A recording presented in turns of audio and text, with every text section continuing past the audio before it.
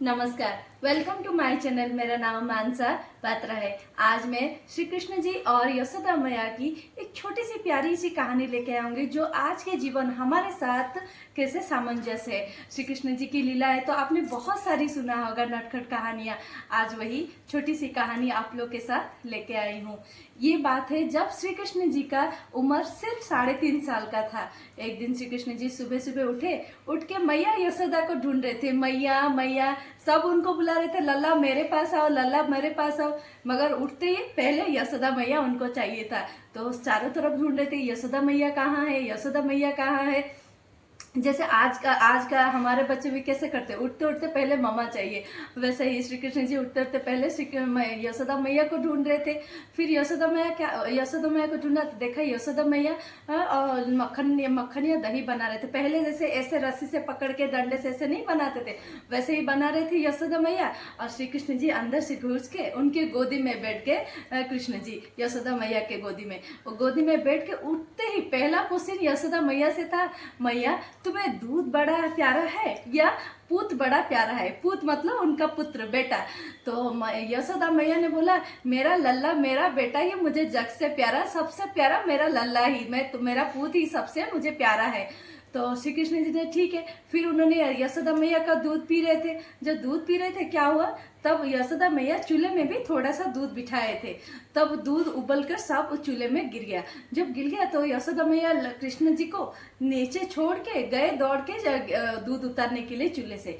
ये देखकर कृष्ण जी बहुत गुस्से आ गए। मैया छोटे से तो कृष्ण क्या समझ में आता है उनको, वो तो बहुत गुस्सा हो गए कि मैया ने अभी बोला कि पूत बड़ा है, अब दूध गिर गया तो मुझे छोड़ के चले गए दूध उतारने के लिए। वो गुस्सा होके एक बड़ा सा छड़ी लिया और उन्होंने सब जितने उनका गौशाला था, जितने सारे दूध के हांडी थे, सबको तोड़ दिया। तो ये सब यशोदा मैया देख के पूरा गुस्सा हो गई।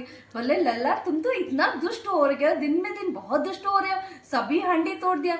तो वो यशोदा मैया ने एक छड़ी लिया और कृष्ण जी के पीछे दौड़ रहे मारने के लिए।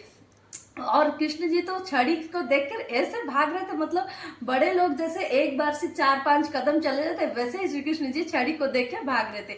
देखिए, श्री कृष्ण जी परम ब्रह्म स्वयं विष्णु नारायण, और नारायण जो छड़ी से डरते हैं, डर के भाग रहे। जिनको ब्रह्मा डरते हैं वो छड़ी से डरते। ये लीला आकाश में सब देवता देखकर बहुत खुश हो रहे। और यशोदा मैया के देखो कितने सौभाग्यशाली है, श्री कृष्ण जी के मतलब माता होने का उनको सौभाग्य मिला, और वो श्री कृष्ण जी को मारने के लिए छड़ी से दौड़ रहे। ऐसा देख के नजारा, जो यशोदा मैया के जो माथे में शीश में जो गजरे थे, फूल लगाते थे, वो नीचे गिर के उनके पैरों में आ रहे थे।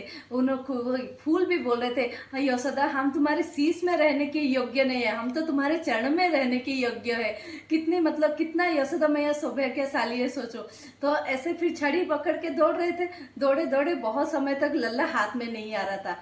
फिर यशोदा मैया थक के बैठ गए। बोले कि मैं थक गया लला, आ जाओ मेरे पास। तो कृष्ण जी ने बोला, मैया वो छड़ी पकड़ा, छड़ी से मुझे बहुत डर लगता है, मैं नहीं जाऊंगा। तब यशोदा मैया बोले कि ठीक है मैं छड़ी फेंक देता हूँ, लल्ला तो मेरे पास आ जाएगा, मेरा थकावट चला जाएगा, मैं गोदी में पकड़ लूंगा। तो कृष्ण जी पूछ रहे, मैया तुम मुझे मारोगी तो नहीं? तब यशोदा मैया बोले, नहीं लल्ला मैं तुम्हें नहीं मारूंगा, तुम आ जाओ मेरे पास, थोड़ा सा मेरा थकावट चला जाएगा। जब श्री कृष्ण जी ने देखा यशोदा मैया ने छड़ी फेंक दिया, तो दौड़ के गए अपनी मामा को हक कर लिया, पकड़ लिया गोदी में जाके। जब पकड़ा तो यशोदा मैया को बहुत अच्छा लगा, उनका थकावट थोड़ी देर के लिए दूर हो गया, मगर उनको फिर से टाइट से पकड़ लिया कि अब नहीं छोड़ूंगा लल्ला को। ये जो श्री कृष्ण जी और यशोदा मैया का जो कहानी मैंने बताया, वो हमारे जीवन के साथ कैसे सामंजस्य है, कैसे लिंक है, मैंने जैसे पहले भी बताया था कि मैं बताऊंगी, मैं अभी आपको बता रही हूँ कैसे सामंजस्य, मतलब आध्यात्मिक के रूप में। देखिए, श्री कृष्ण जी कौन है? परम ब्रह्म, परमात्मा है। और जैसे यशोदा मैया, मैं, आप, हम सब क्या है? जीवात्मा। जब जीवात्मा और परमात्मा के बीच में है छड़ी।